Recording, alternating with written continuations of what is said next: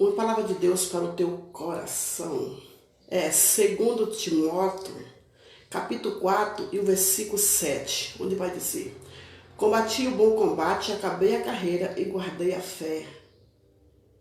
E vai prosseguir: e uma coroa de justiça me está guardada, a qual o Senhor, o justo juízo, me dará naquele dia, e não somente a mim, mas a todos quanto amarem a sua vida. Uma palavra de incentivo deixado pelo apóstolo Paulo, aonde ele vai dizer: combati o bom combate, porque o combate dele não era contra a carne, mas era contra a potestade do inimigo. O combate dele era orando e libertando aqueles que estavam dominados por espírito maligno. Aonde ele diz: acabei a carreira. Ele quer dizer, não foi fácil, mas eu venci, eu fui até o fim. Aonde nós vamos perceber que Paulo teve os mesmos problemas que nós, Ele enfrentou perseguição, apredejamento, ele enfrentou tudo isso, mas ele diz no final: eu acabei a carreira e guardei a fé. Ele está dizendo, nada disso me parou. E se nada disso parou a Paulo, apóstolo Paulo, também não pode me parar, também não pode parar você. Então prossiga.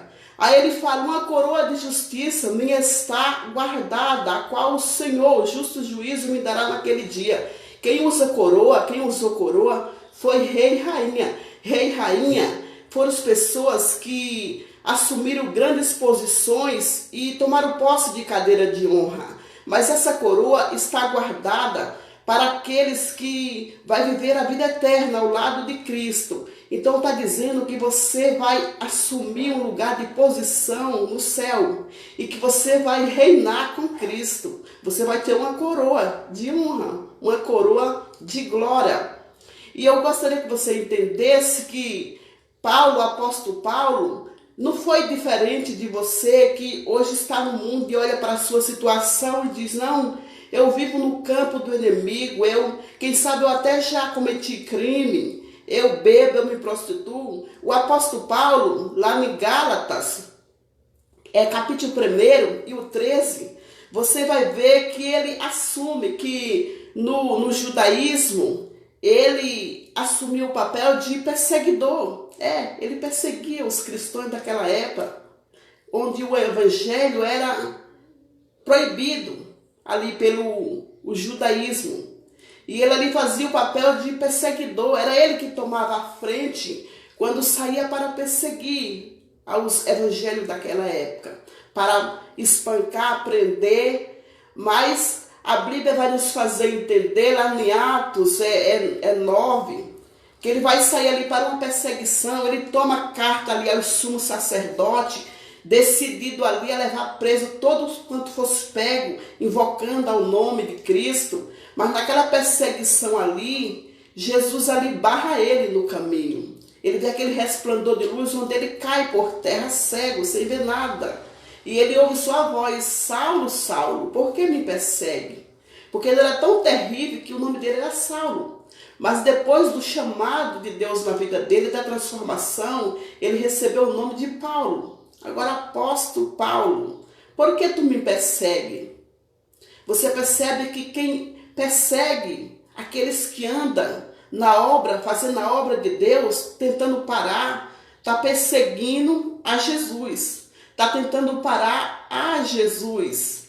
E por isso Jesus toma a causa e desce para fazer aquilo que nós muitas vezes não podemos fazer, para barrar, para parar aqueles que estão tentando nos parar. No caso do apóstolo Paulo, ele era inocente, ele nunca tinha ouvido falar do evangelho, até porque ele não dava chance de evangelho nenhum, pessoas nenhuma evangélica chegar perto dele para falar de Cristo, porque ele matava as pessoas.